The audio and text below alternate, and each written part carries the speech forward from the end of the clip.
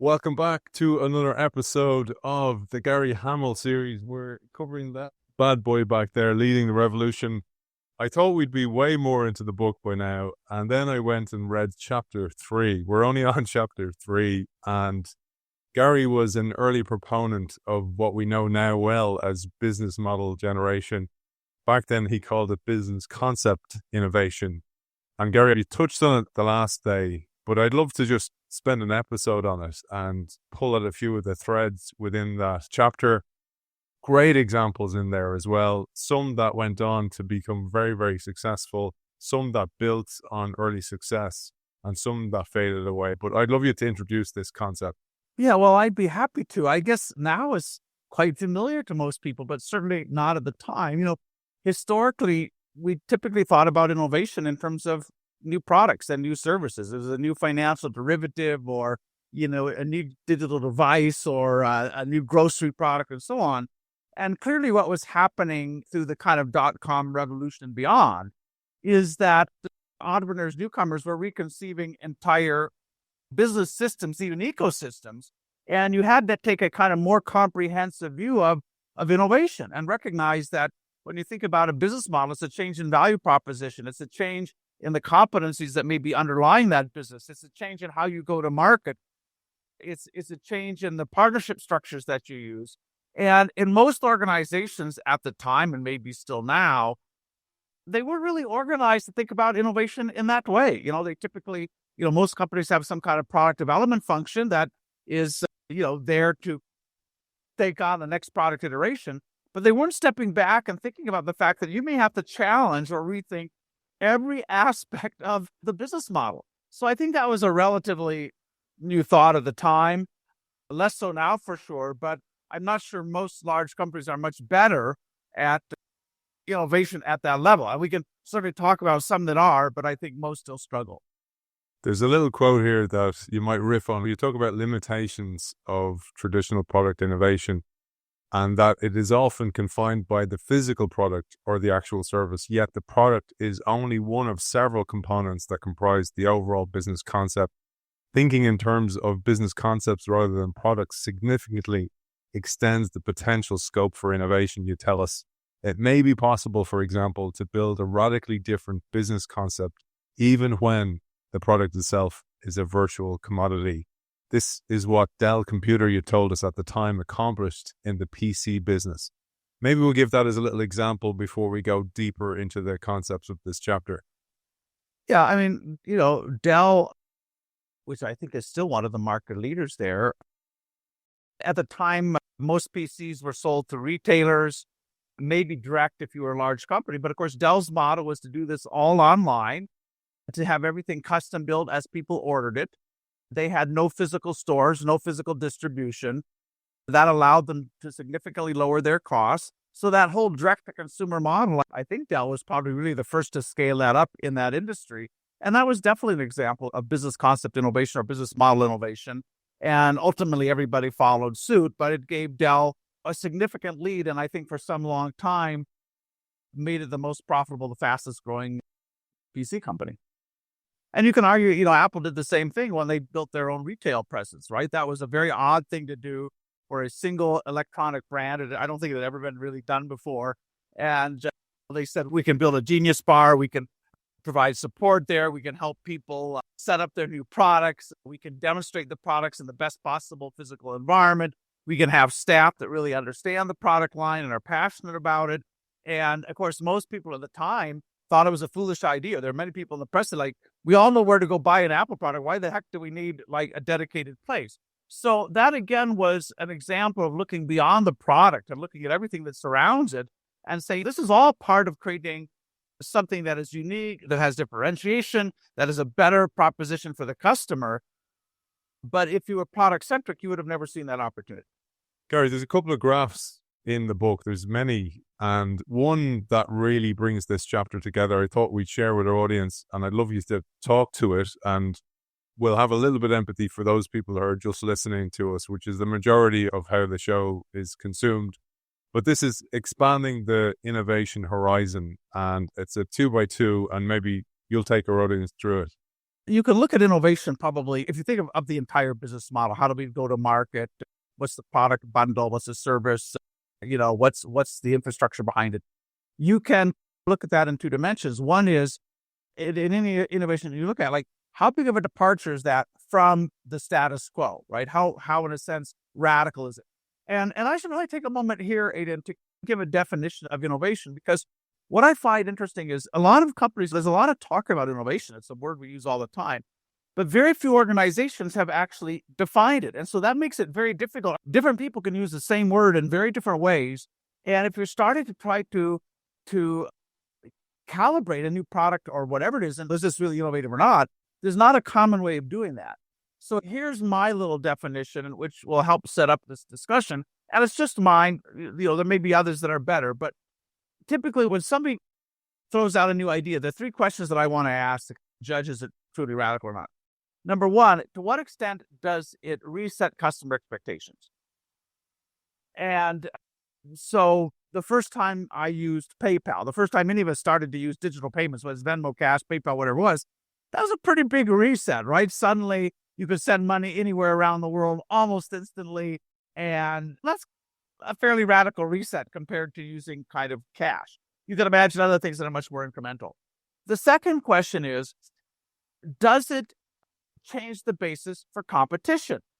So when Amazon starts selling books and other things online, right, that's just a completely different set of skill sets, competencies, and so on that you need to compete in that way.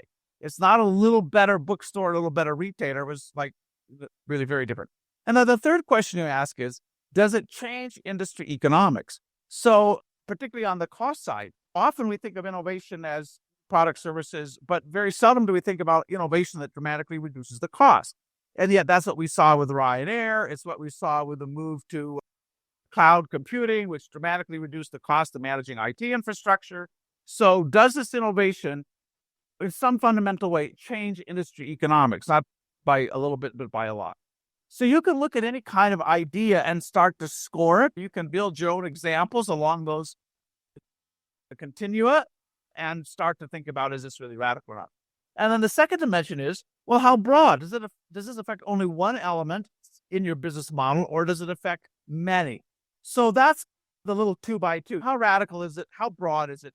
And of course, the things that are most difficult for incumbents to respond to are the things that are in the upper right-hand corner there that are both quite radical and quite broad.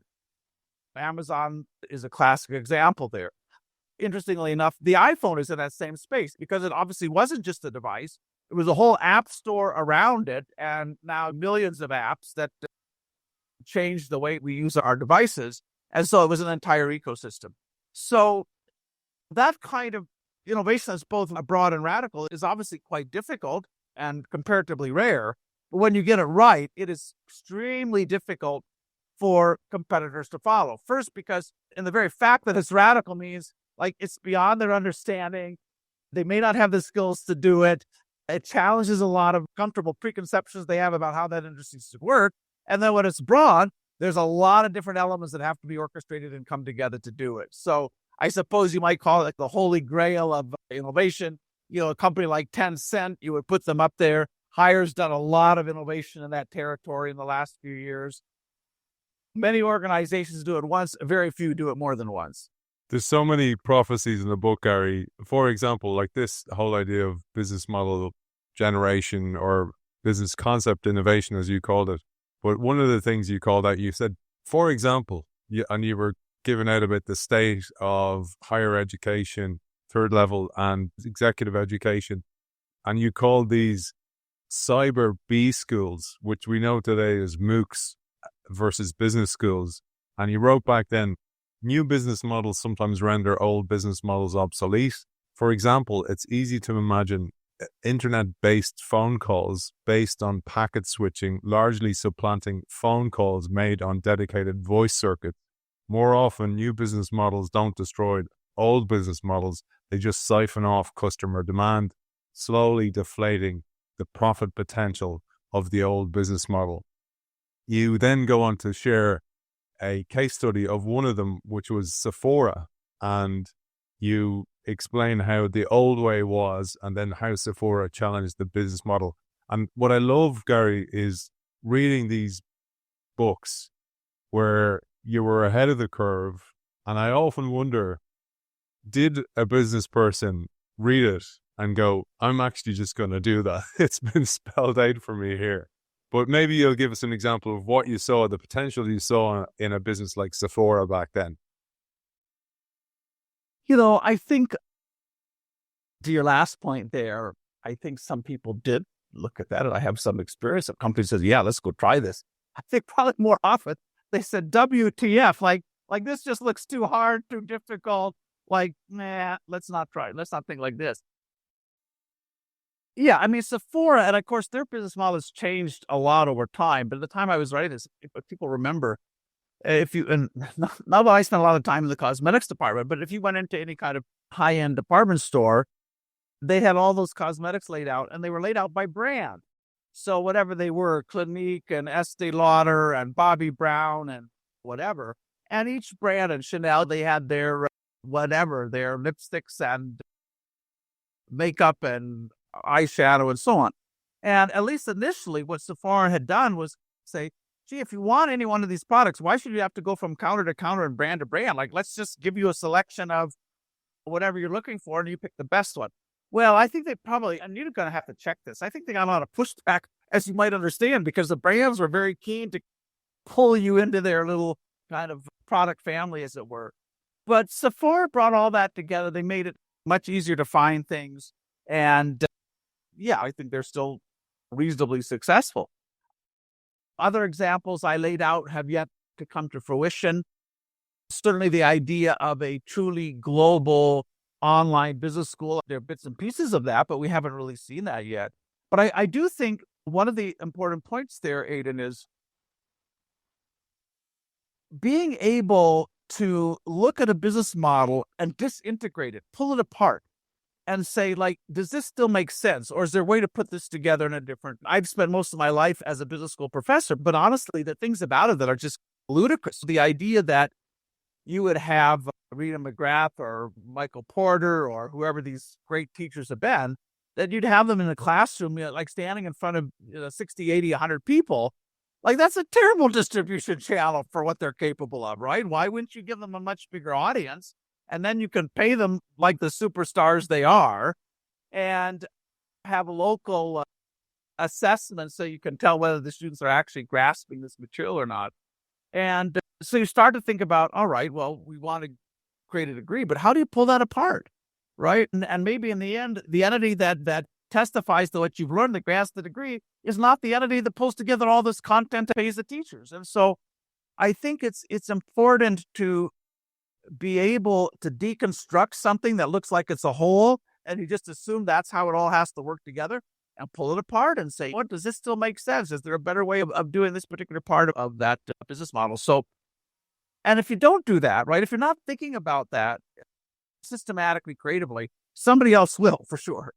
One of the things I'm so keen on with this show and the mission of it is, like you said, sometimes organizations just don't have that knowledge. They're good at what they do, but it's maybe a tacit knowledge. And when you learn work like yours, you learn work like on the shelves behind me, it gives you these different lenses to see the different models in place. And it's only through that education that you can deconstruct the model. And the reason I'm saying that is one of the biggest enemies of innovation, I'm sure you see it all the time, is executive time, is actually getting them to step outside the building and learn and take a step back and absorb this knowledge, rather than just reading one of your HBO articles and thinking, I got it. Very few of us probably change our beliefs or challenge our assumptions just based on something we've read. We really have to have a first-person experience with that. Either as a consumer, or you're out there talking to an entrepreneur, but you move that understanding from kind of head to viscera, and it's real to you, like, okay, this is really happening, and we got to take this thing seriously. But if it's data on a slide or it's an article, as I said in our last conversation, leaders are really good at dismissing things that they don't agree with.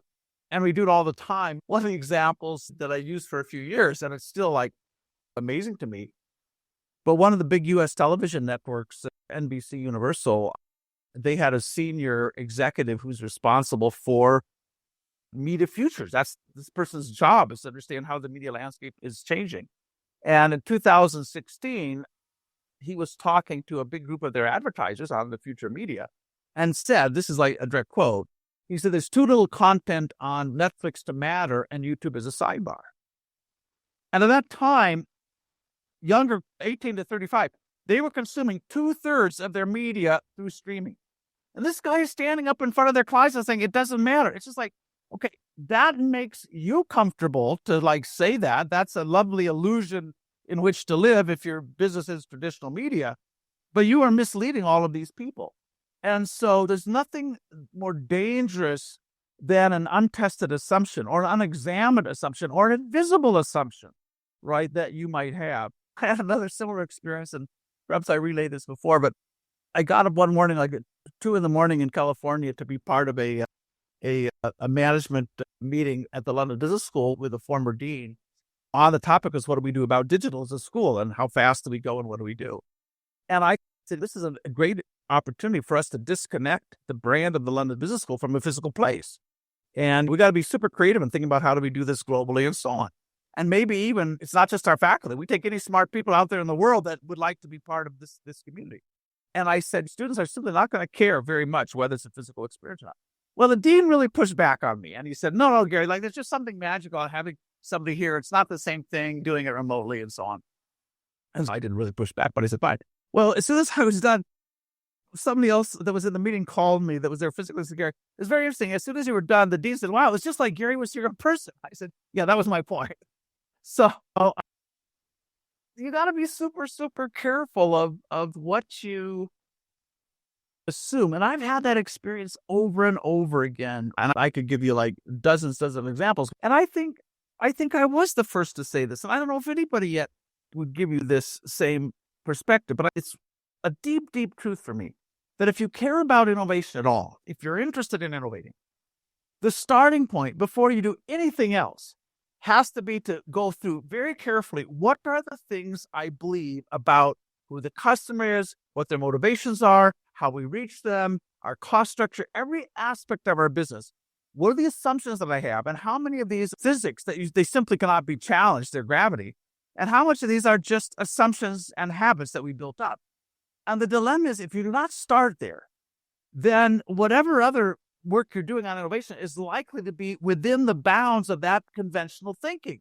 And you never know what's outside the bounds. So I've always argued that the first step in any process of innovation, and you have to do it systematically and thoughtfully, it's not a simple exercise, is to deconstruct every assumption, every belief that you have, and then ask, like, can you imagine an alternative? Does the world really have to be this way? Often when in my consulting career, when I've been inside of organizations, I'll have a senior manager say to me, Gary, let me tell you how our industry works. And of course, that's always important. I want to understand, how does it work? But whenever somebody says, let me tell you how our industry works, I always am tempted to say, for now, or as far as you know, or until it doesn't, right? But like for them, that is the way the world works. And all right, well, it's one way, but it's not the way. I'm actually going to jump right to the end of my notes because I usually finish the show with a nice quote that I have from the book, but you've teed me up for this one beautifully. And at the end of the book, you say, many of the choices that define your company's business model were made years ago. Those choices were shaped by the logic of another age. In the fading glow of success, they may seem like inevitabilities, but they're not. It is your job to turn those inevitabilities back into choices, and you do this by subjecting each element of the existing business model to fresh scrutiny. What are the alternatives? Does this choice still have merit? How would a company free of our prejudice tackle this?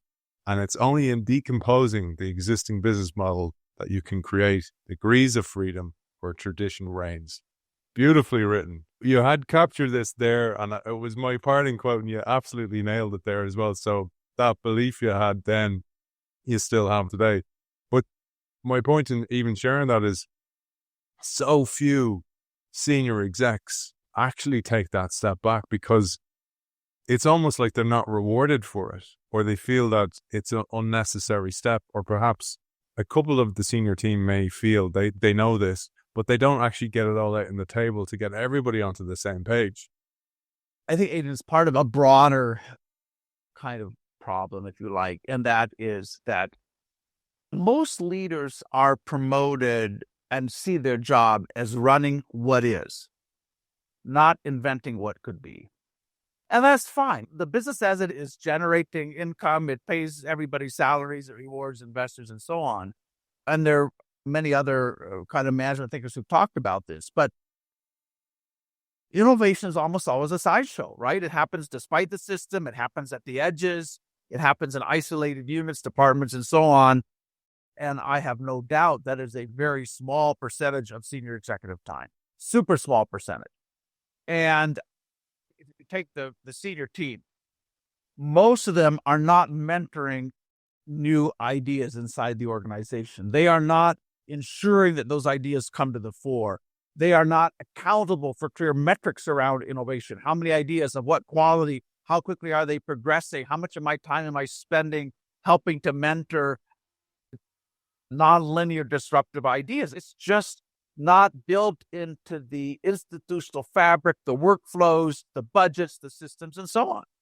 And it's amazing that's the case. One of my favorite quotes from Elon Musk is that ultimately it's the pace of innovation that determines competitiveness.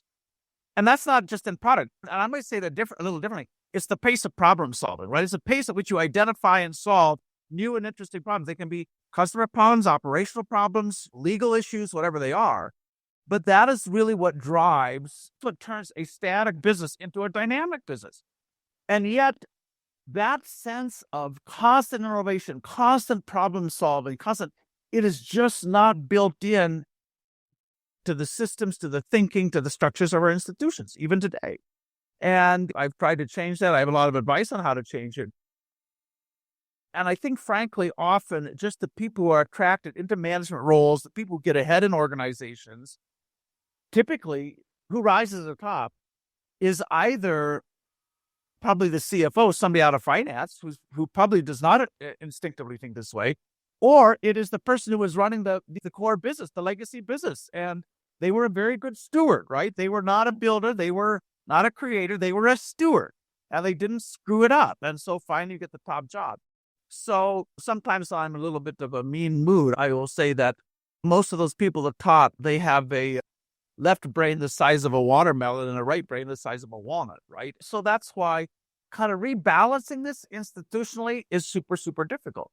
And some of my peers, some management thinkers have said, the way you solve this is you need to have this ambidextrous organization. You need to be able to isolate and have the innovation stuff over here and have the people who are running the core over here and so on. I don't think that's the case. I think you got to have innovation everywhere all the time at different scale in different ways. But the idea that you can just bifurcate this and I just think is wrong. I just think you can't have any part of the organization that is not constantly innovating. I often wondered about that. So the Clayton Christensen model of you can't have the innovation team on site because it will always be drowned by the sucking sound of the core was the term. And then Tushman O'Reilly is the whole idea of that you have to have them together. So the one is within the other. And I wondered often, was one more fit for a time where things were quieter or things were more stable, where you had more of a competitive advantage and you could have that team over there? And it's changed because the cycles of change have become so much more frequent that you don't have time to actually rest on your competitive advantage anymore. I wondered, was it a historical thing and times have changed? And to your point now, the cycles of change are so fast that therefore the management types of people and management need to change, or leadership inside companies. I think that's part of it. I think that just the velocity is so much higher. But I think those who, and I think it's most management thinkers, those who have this view that you isolate and protect and ring fence innovation, like they were halfway right in the sense that any new innovation team needs to have a budget. You need some different metrics to measure it, and it needs some time and so on. So, you do measure a breakthrough innovation project, you manage it in a different way than you manage just like an ongoing operation. That's clear. But I think that idea that you have to separate, put in an incubator and accelerator or something else came more from a pessimism that we're just going to give up on the ability of most people and most of the organization to innovate. And so you can't expect them to do it. And in fact, what you can't expect them to do is to try to kill this thing or not support it. So let's put it somewhere. I might have mentioned this before. We did a lot of research on corporate incubators, accelerators. Almost none of them made any difference. Literally, almost none of them. I think Walmart shut its incubator down sometime last year, maybe 2023, whatever it was. But because they end up with the worst of both worlds, they are too far from the core and the people who hold the customer relationships, the resources, the technology. They're too separate from that to leverage all those strengths. So you don't really have the advantage of this big company with all these assets and resources that you should have. And on the other hand, they still have too much control from the center and too much old thinking to truly be entrepreneurial. So you end up with kind of a Frankenstein that just doesn't work. So I think that, yes, if you're trying to build an entirely new business in a company, that's going to be managed very separately. But even there, let me add another piece that I think is super important, Aidan. One of the reasons I think a lot of times new business ideas don't get off the ground or don't succeed in large organizations is because the incentive or the energy to do that new thing is not shared by the entire top team. So it's like, okay, Aidan's going to go build this new thing. Good luck to Aidan. We don't really give a crap whether you succeed or not, right? And maybe if we're competing, we're happy if you like screw it up. But like that's Aidan things to go get us into that new market, go do this. Nobody else cares. Which means that when you run into a hurdle or you need some resources or some help, like nobody's like raising their hand and saying, hey, Aidan, I can see you, like, let me step in. So one of the things that I think is like super, super important and needs to be the like deep conversation and dialogue and work, significant work of the top team is, I need to be able to ask any of the top 6, 8, 10, 20 leaders in an organization, what are the 5 or 6 or 7 most important opportunities for our business or our organization? And I need to get an absolute consensus on this. And they need to be able to rank order those and tell me which have the biggest upside, are going to make the biggest difference, and so on. And then what I need is cabinet responsibility. So if I know this is a top 3 priority and Aidan comes to me and says, hey, you know what, can I borrow some engineering talent or can you run an experiment with your customers? I got to say, yes, Aidan, that's not the way it works. And so we take the organization's resources and we divvy them up and we say like, Aidan, you have your little team and you have your money. Don't bother the rest of us. That's like a disaster for trying to build a new thing. And so many innovators, I'm sure you've worked with them. Those people, I took a role like this and there's a little bit of selective hearing that you don't, or selective vision even to go, I don't want to know that all the signals for me are that this won't work, that they're not serious about it, that it's innovation theater. And you take the role because you're so excited to have a role in innovation and to actually go for it. But without that air cover or that access to senior talent that's actually going to help you, you just drown. And you may have a couple of people interested and they're interested from a distance as long as you're successful. But as soon as there's a sniff of this not going well, they pull out and you're so surprised by that. With many innovators, this has happened to them. They're going, where are you guys? The real commitment you need is not so much financial, but it's intellectual. People have to believe, and emotional. They have to believe like, this is really cool. This is amazing. This is important. We cannot fail here, right? So if you don't have a shared strategic imperative around whatever that new thing is, they just look at it as a diversion of resources. And like, when this fails, like, good, we'll claw back some of these smart people and clever people.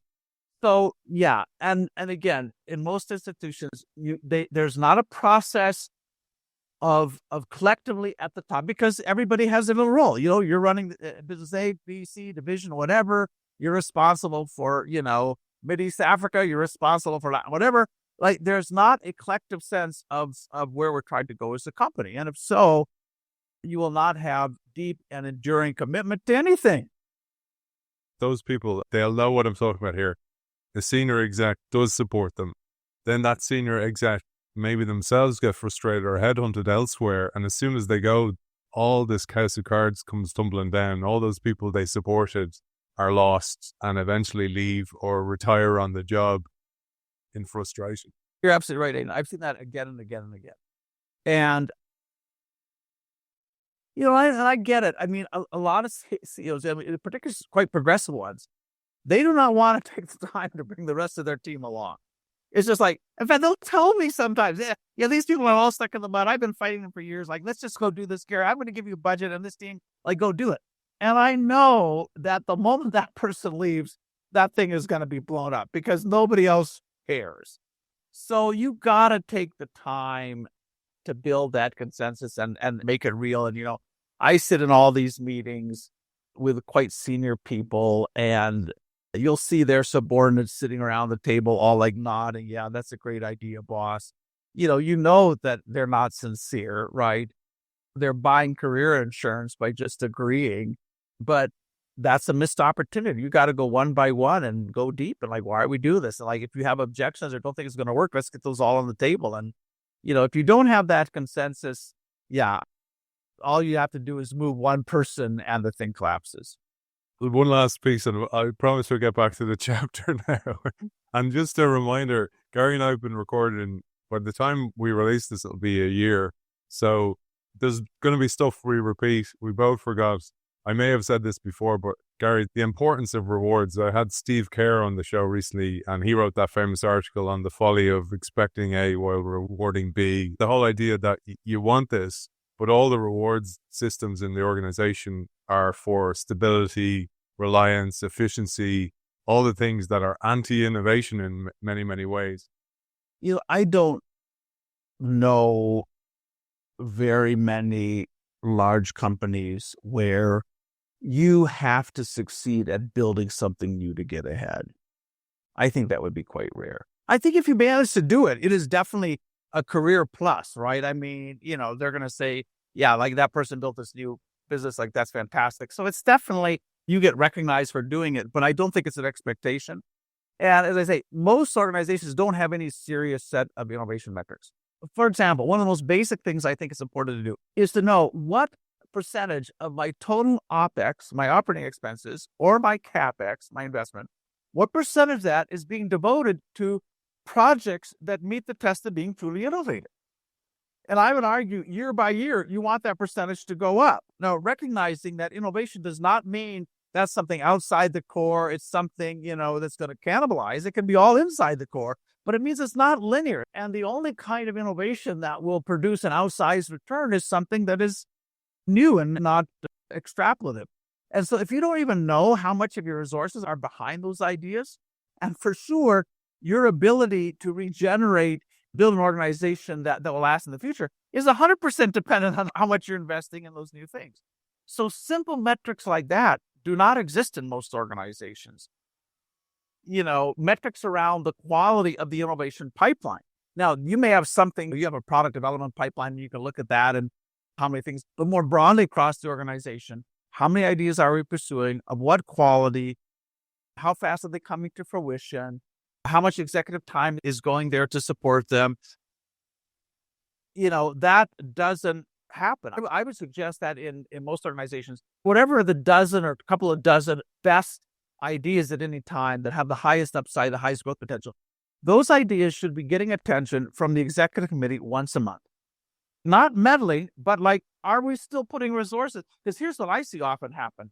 You'll have a really great idea 2 or 3 levels down in an organization, and some kind of budget crunch or quarterly pressure, whatever, some manager 3 levels down is going to pull the people out of that project or shut it down or whatever. Then somebody like 4 years later says, hey, I thought we were working on that thing. How the hell did we miss that? Well, somebody could pull the plug on it and no alarm bells went off because nobody at the top was managing a portfolio, had visibility to a portfolio of ideas, and they're accountable for the health of those things and making sure they don't get killed off for short-term benefits. So rare organizations that have that. Although we've done that in one large organization, which I won't mention the name, we put those metrics in place. We could track across every division, every product line, how much money was going into new things. And we actually set an internal target where for every division, we wanted 30% of their CapEx every year to be devoted to projects that met these tests of being innovative or not.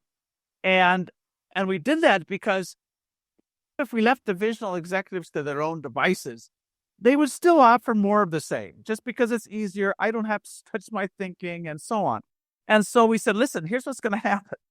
If at least 30% of what you're investing in doesn't meet this test, we're going to take your investment away. Because there's often an assumption of, if I'm running one of the big businesses or divisions of the company, the assumption is I'm going to get what I got last year every year, no matter like plus or minus 3%. We said, no. You have no automatic right to capital. There's not like some path dependency where you just get more every year because no, we will take it away, because guess what? If we're not investing in the new, the investors will take our resources away ultimately. They'll give it to somebody else. So there are ways of putting those metrics in place, of giving them teeth, of holding people accountable, but it doesn't happen much. I think we talked last time about Procter & Gamble, and you go like, here's this great company, world leader in home care products and so on, and yet they haven't invented a new brand in 20 years or something, a new billion-dollar brand? Like, what the hell are you doing with all these resources, all this knowledge, all this customer data, that somehow all these creative people, and I suspect that it's just like the leadership is really not holding themselves accountable on that metric, holding everybody else accountable and paying attention to what's new and getting investment behind it. And it must be so frustrating for the innovators. Like, you join a company like that with massive budgets, with great success, great legacy for innovation, and then you're just so disappointed. And it leads me to this one, because the last one on this off-piece stuff is, you're interested in innovation, or you've worked in innovation before, new role comes up, you're going to go in this company, I'm going to go out of this company because the company I was in wasn't real about innovation, it was all theater, I'm going to go to this company.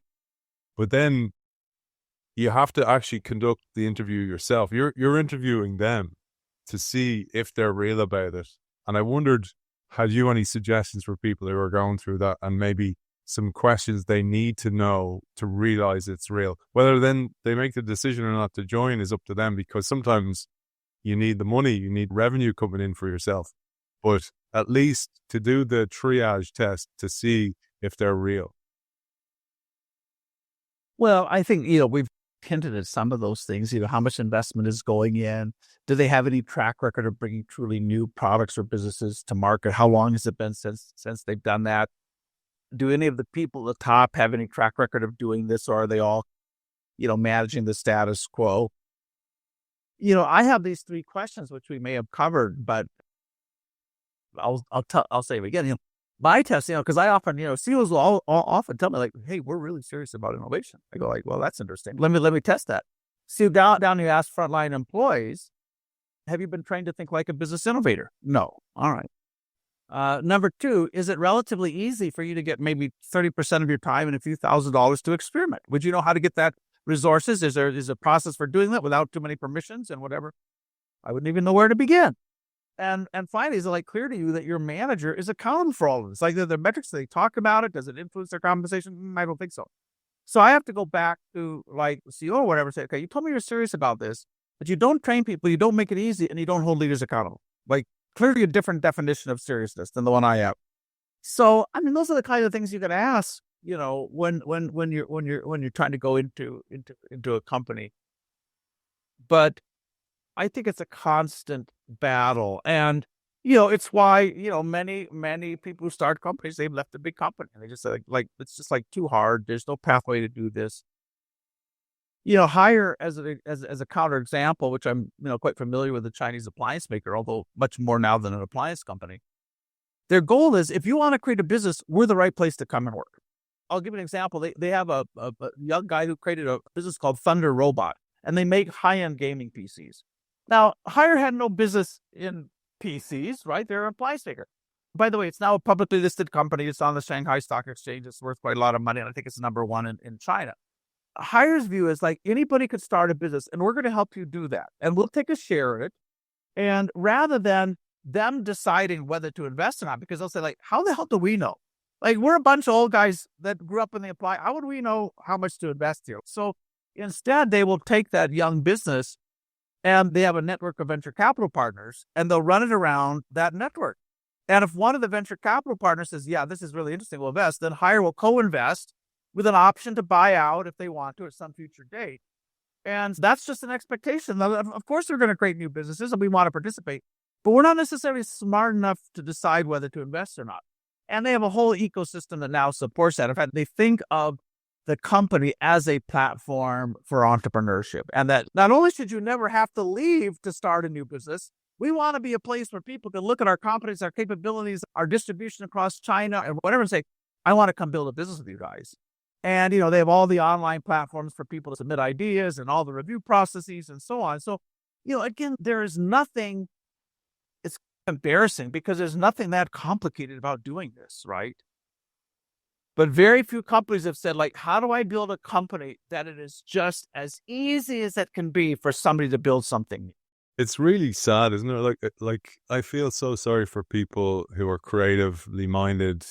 There's not very many places to go to express your creativity, and then you have to find ways in your own private life to do it. And everybody does find those ways in their private lives, right? Everybody has some creative outlet. And I think one of the problems has been, I think, that because this should be a matter of public policy. This is how do we ensure our large companies are as innovative as they can be? These companies have huge amount of resources, capital, talent, and so on. If they're not innovating, all of society suffers.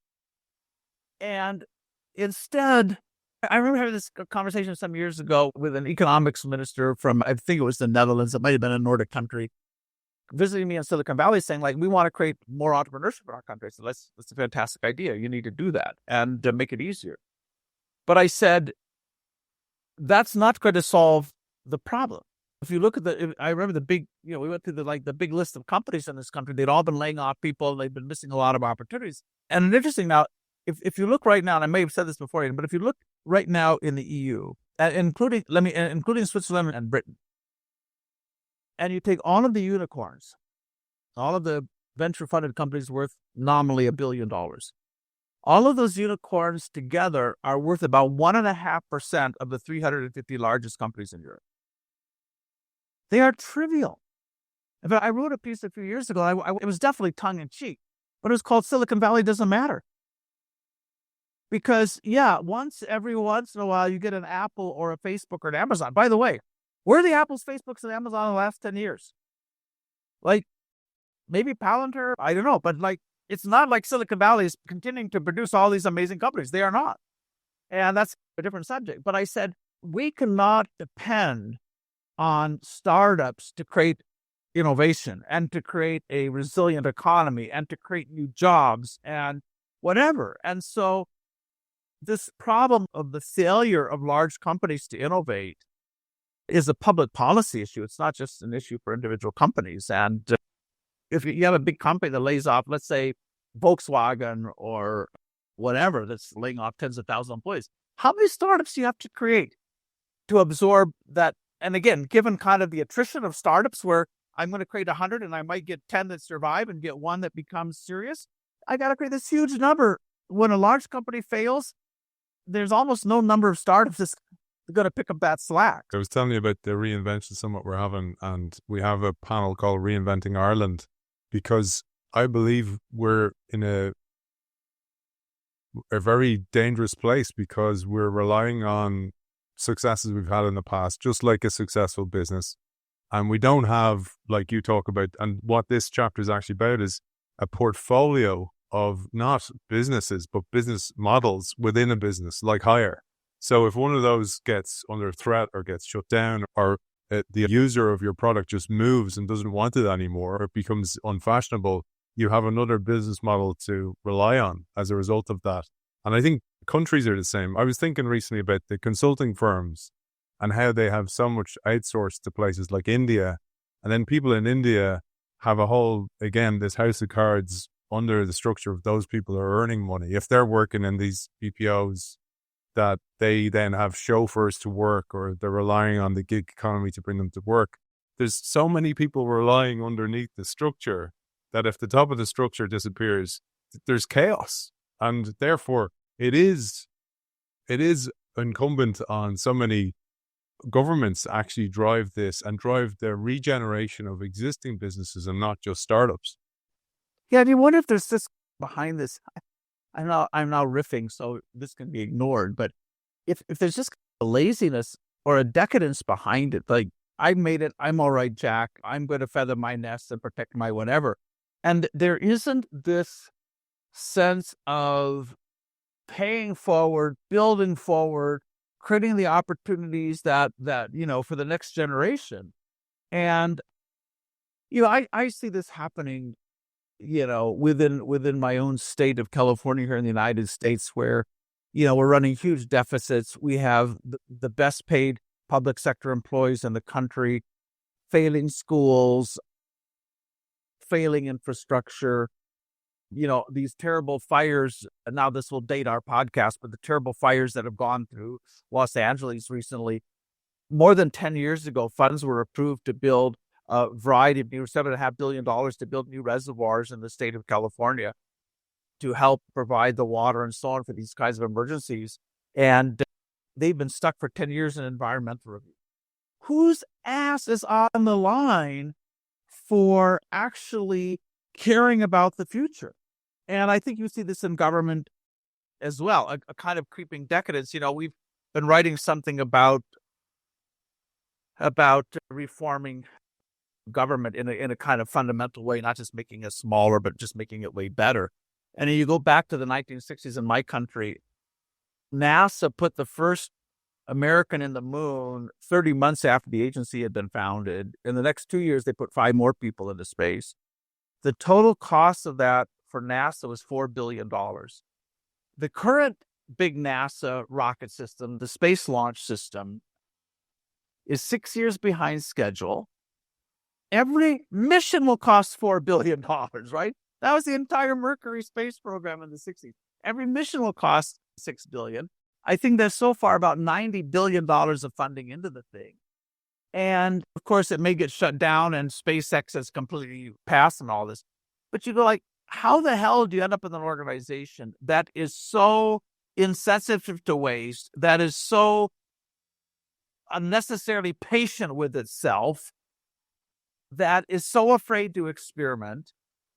And again, that just gets repeated across every public sector everywhere. I'm sure you'd have your own examples from Ireland. I can give you, I look at the NHS, which is just a money pit without any real consistent improvements in quality of care and whatever.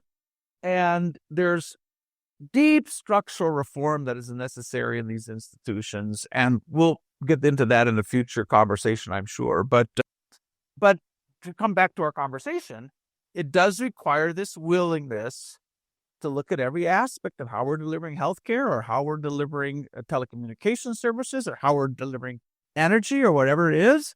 And I look at Germany, who allowed themselves to become so dependent on a hostile power, on Russia for energy, and also to become so dependent on China as an export market.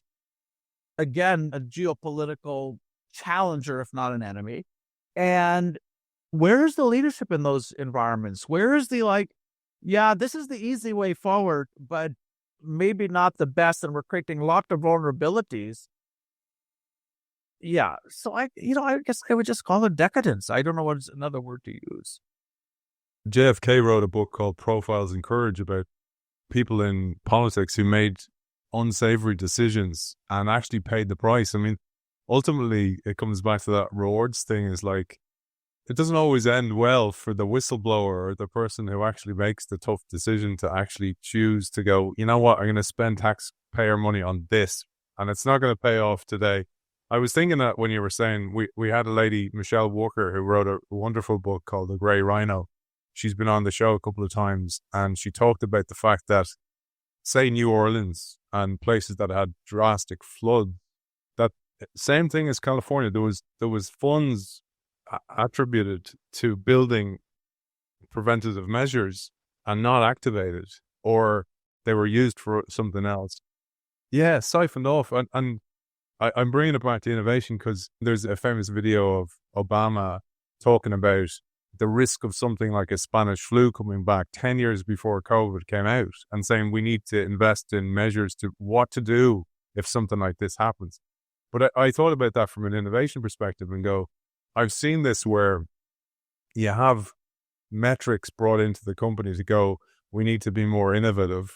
And then, say, for example, you're trying to generate a new digital revenue. I saw this, I worked in the media industry, and the traditional analog media guys used to just siphon off and go, yeah, 10% was digital. And you're kind of going, where is it? What did you sell? Because I was naive. It was like, show me what it is because I want to learn from you. And there was nothing there. It was just allocate 10% towards this new revenue fund. And you see that time and time again where it's not real. But to your point, somebody needs to be going and scrutinizing this to make sure it is. Well, it's interesting. We've had all this debate over the last few years about, a company needs a purpose. Well, yes, of course it needs a purpose. And that's hardly a new thought. I mean, great companies back through history had a purpose. Henry Ford wanted to bring mobility to millions and millions of people. That was as wonderful a purpose as you can probably have. IBM saw the power of digital technology to make companies run better and so on and so on. So yeah, purpose is good. But what I really need, you're going to edit this out. I need people with balls all the way down, right? Male or female. People have the guts to who are not only in it for their career, who are not only in it for themselves, because as you say, all of these things take some courage to stand up, to challenge the status quo, to put aside some resources for something that is somewhat uncertain. And you, in the end, and again, we'll talk about the systemic angle on this and how our systems don't support those kinds of people very well. But at the end, blaming the system is a little bit of a cop-out, right? Like you either stand up and you're counted and you take the slings and arrows and you say, hey, this is important, or you don't.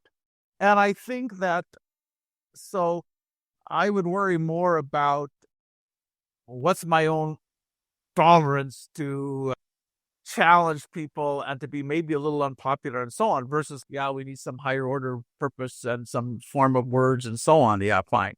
But what it really comes down to is your guts to be a change maker and to take on the system. And it's interesting, again, we may get to this later, but you said John Kennedy's book, Profiles in Courage. If you go back and you look at the people who really changed the world, almost none of them had a lot of formal power, right? They didn't. They were activists, right? They weren't CEOs. They weren't prime ministers. They weren't. Now, here and there, you get somebody who really was, but mostly they weren't.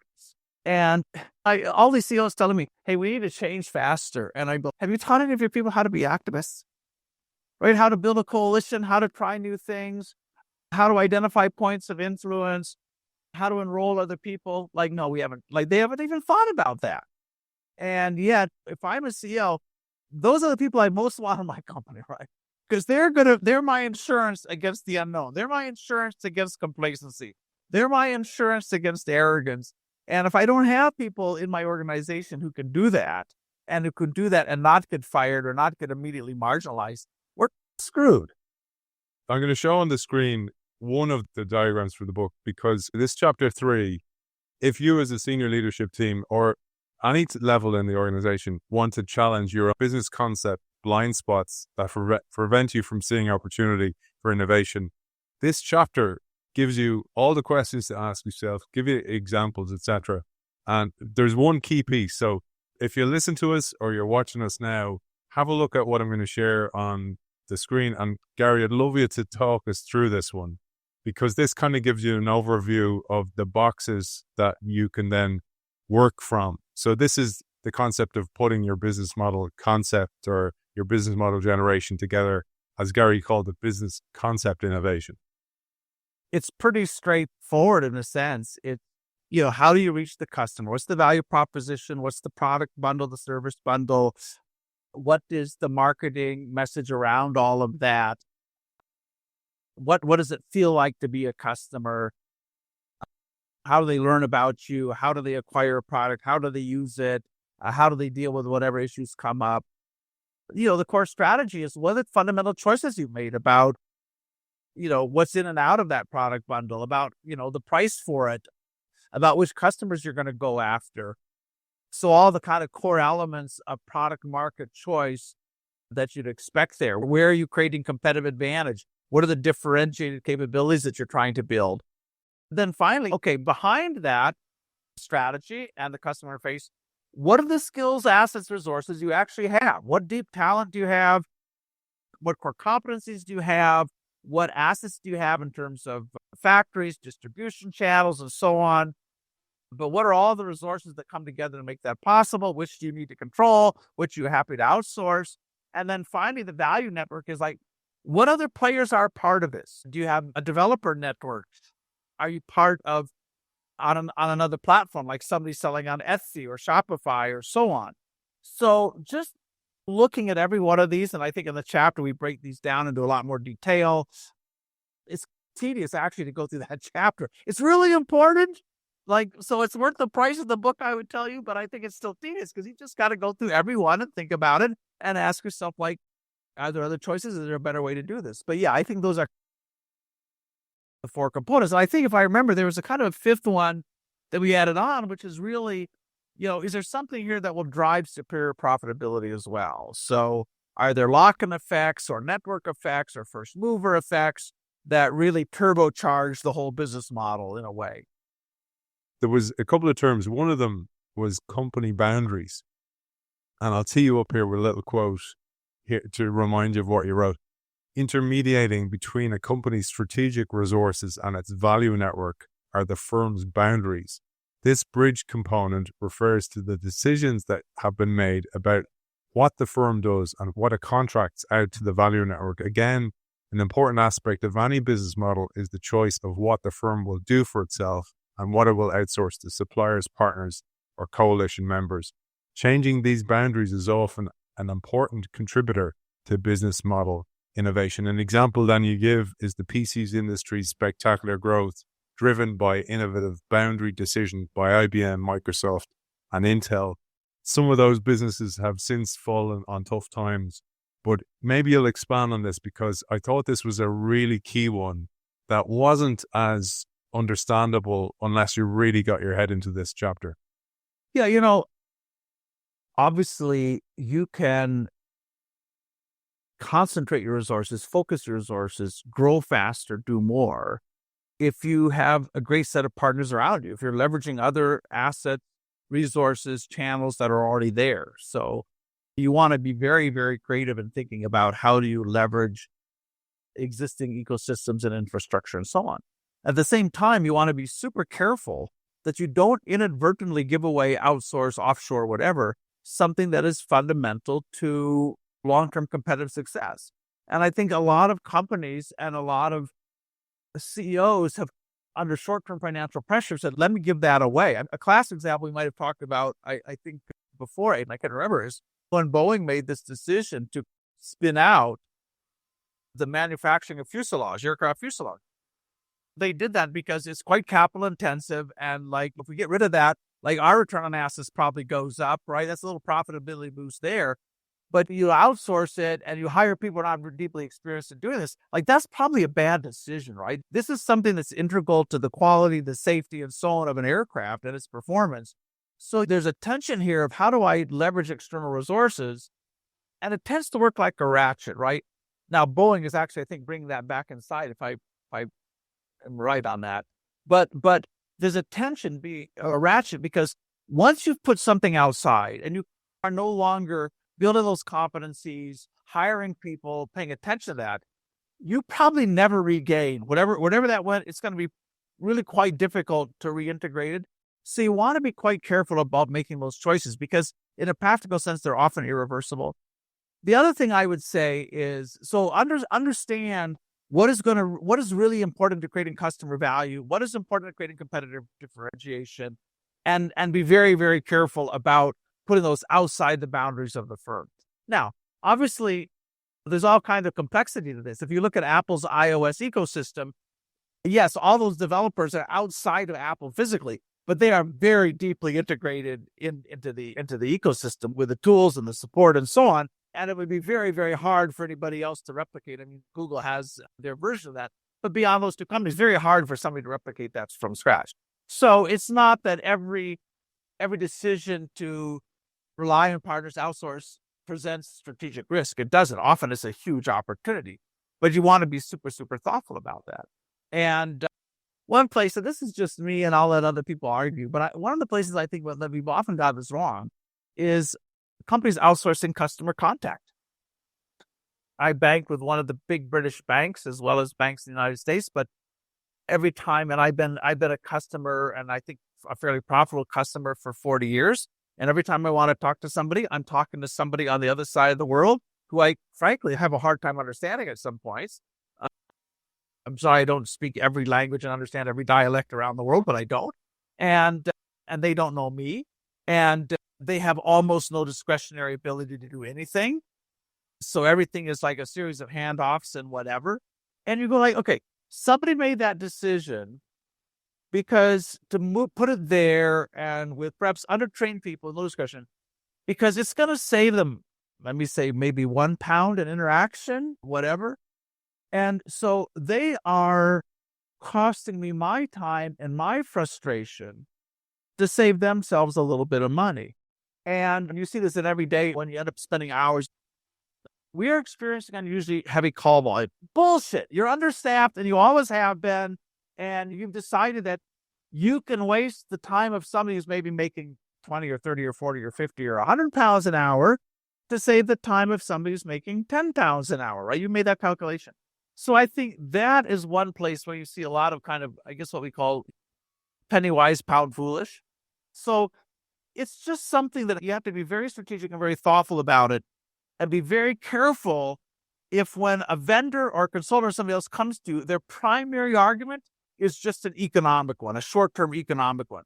Be super suspicious about that argument and think a lot deeper about it. I always think of that, the map is not the territory. So a consultant coming in doesn't know your business. It doesn't really know your business and is coming in. And just like the original maps were just drawn out, there's a lake or an ocean there. Let's cut it and make that into a new country that side. The decisions are made out of context of actually what it's really. But I thought we'd share, because you mentioned these profit boosters and you group these into 4 categories. And I think these are so important, particularly for bringing it back to what we talked about earlier on. If you're going to have an experiment, and sometimes it's the execution of the experiment builds a capability for you. And this can create what you talked about, learning effects or increasing returns. So this is the first of the 4 categories. The second then is competitor lockout, strategic economies, and then you have a whole book on that one, strategic flexibility as well. So the first one was, learning or network effects. There are a lot of industries where with every customer interaction or with every unit of manufacturing, you acquire information, you get better, and that produces increasing returns to scale. And that's particularly true with networks. So if I want to sell something online, there's really only a couple of places to do that. I'm going to go to eBay or Etsy or something else because I want to go to where everybody else is selling, right? Or Airbnb would be a classic example of that, right? It's a platform. And if I want to have a property, I want to invite guests and so on, that's where you go. And that's why often you will see startups early on invest hugely, take huge losses to try to accelerate the acquisition of customers, of information, of network effects, and then the rate at which they can improve the offering. So if you get in front of that thing and you build out first, that's why so many of these digital businesses end up being monopolies. Simply, you got so many customers so quickly, and there's only going to be 1 or 2 networks, right? There's only going to be 1 or 2 mobile phone operating systems. There's only going to be 1 or 2 like truly massive online sales platforms. There'll be a lot of smaller ones around the fringes. There's only going to be a handful of social networks, right? And that doesn't mean new ones won't emerge, they will, but there's huge benefits of being first there. I'd love to just expand on that one. I don't know. I think we talked about this already, but we were talking about it's the same with VHS versus Betamax. There's a big winner and there's almost a formula to this, to partnerships and working with developers and stuff like that for gaming consoles, for example. But I wanted to call out this cautionary piece that you say, that first mover advantages are never absolute, but they are often pivotal in industries with a rapid pace of technological development and relatively short product life cycles. If you get in late, you tell us you're going to be fighting the US Marines with slingshots and bottle rockets. Preemption requires a great product, a capacity to learn fast, and a willingness to double up your bets. Being first means nothing if you're trying to sell something nobody wants, or if it takes forever to respond to customer input. Apple may have been first with handheld computers, but the Newton was so woefully underdeveloped that it left the door wide open for Palm Pilot. I thought that was important. It's kind of like almost a recent enough example was Google Maps had this head start, and then Apple tried to launch the map, did a terrible job of it. And now I don't think if anybody ever goes back and uses Apple Maps because of that first experience again.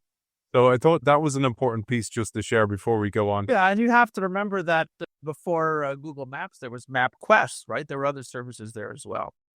So yeah, scale is hugely important. But I think one of the thoughts buried in there is it's not very helpful to talk about first mover and second mover. I prefer to talk about smart mover and dumb mover. So I do think there's an advantage often to being first. And I think in general, it's better to be first than not. But as you say, to be first, you first of all have to make sure that you're learning very fast, that you are testing every assumption as you go, that you can pivot very quickly. Because to be first and stupid, you just open the door for somebody else. And in fact, Apple was not first into mobile phones. They were not first into portable music players. They were mostly first into tablets, I would say. So there's often the chance to learn from a stupid mover and then come back and do something better. And kind of Apple's try to do that. They weren't first with VR devices, and we'll see if Vision Pro survives. Well, it's not going to survive in its current form. We know that, but we'll see what happens with that. One failure mode is just to be too slow and leave the door open to somebody move faster. But another failure mode is to move too fast and to get your investments in front of your actual understanding of what's going on. And then you end up putting investments in the wrong places. Velocity is fundamental. Every venture capitalist will tell you that, but you got to do it in a smart way. And look at the race between Uber and Lyft and so on. Classic case of no driver's going to sign up for 5 services. No customer's going to have 5 apps on their phone for ride sharing. So whoever builds out that network and does it first. But that doesn't mean at the end of the day, you still have a viable business model, right? You may be subsidizing years later because it's just too expensive and the model doesn't work. But man, faster is always better than slower as a general rule. The benchmark on speed just goes up and up and up. I think it took Facebook 4 or 5 years to get the first 100 million customers. I think TikTok did that in under a year. ChatGPT did it in 60 days, right? So you have these ecosystems there. The amplification effects of social media are so powerful when something starts to work. Today, like, you just have to have the pedal down all the time.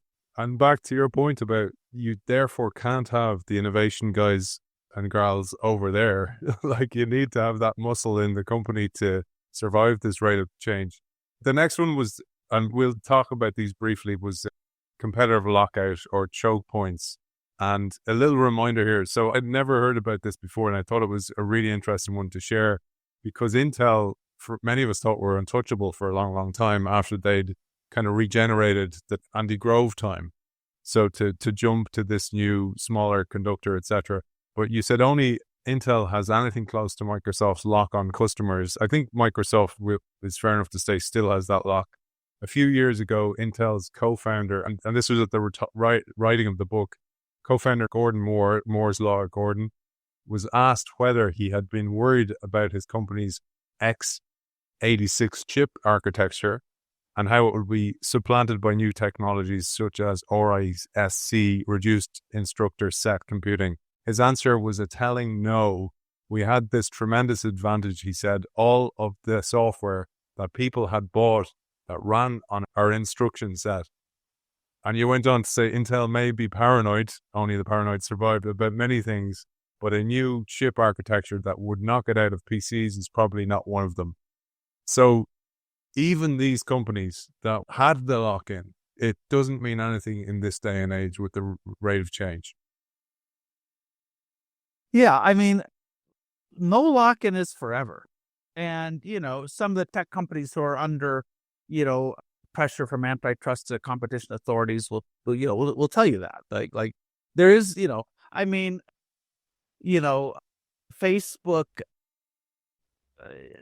they bought Instagram, and like that was a smart thing because the average user on Facebook, kids are not using it anymore. I think on that kind of critical young demographic, probably less than 30% of young people are on Facebook.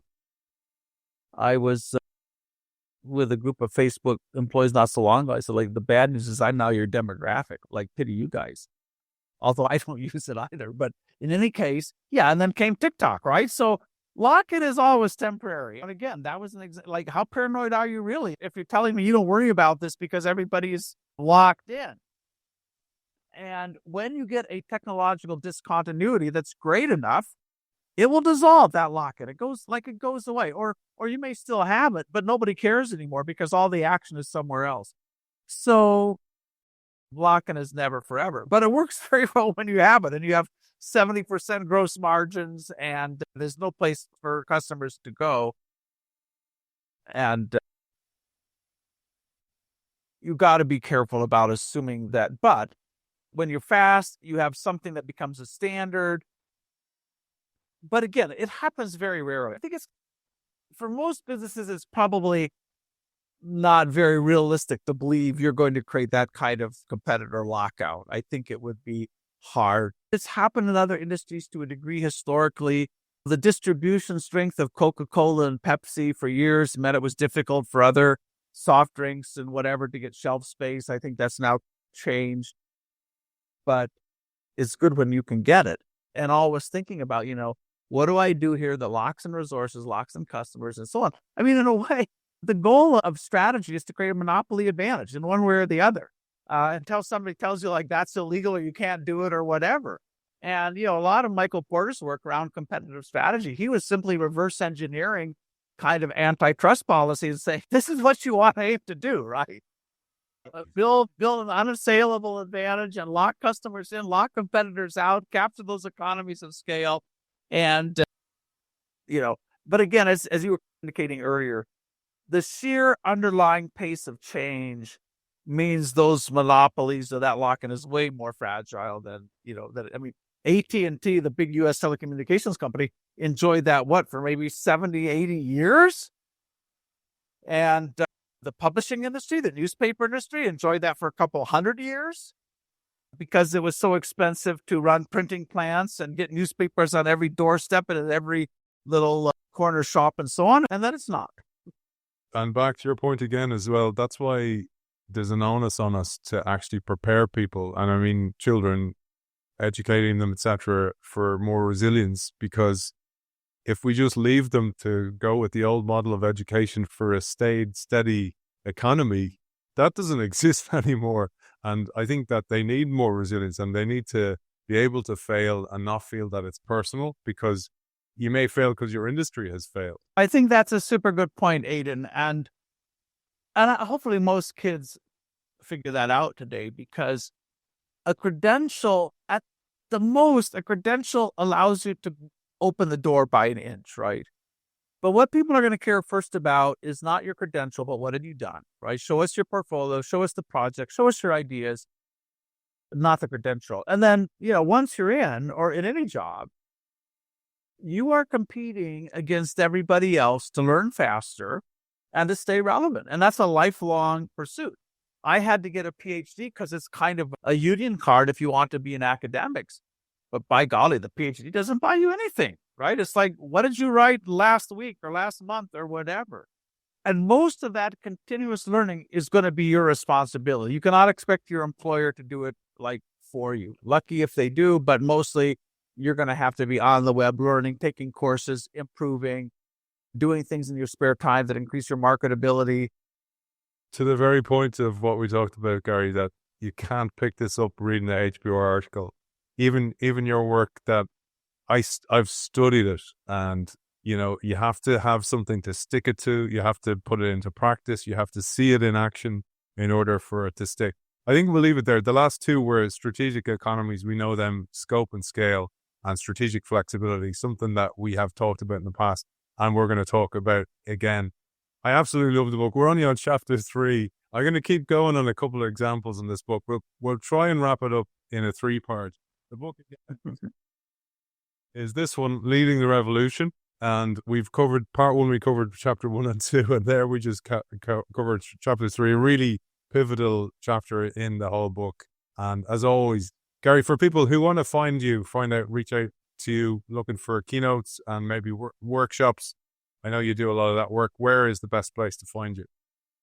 GaryHamel.com, or you can always email me at Gary@GaryHamel.com, and find me on X, Prof. Hamill. Find me on LinkedIn. Always glad to have a conversation, answer questions, and hear what other people are doing. Always a pleasure. Author of Leading the Revolution, Gary Hamel. Thank you for joining us. Thank you.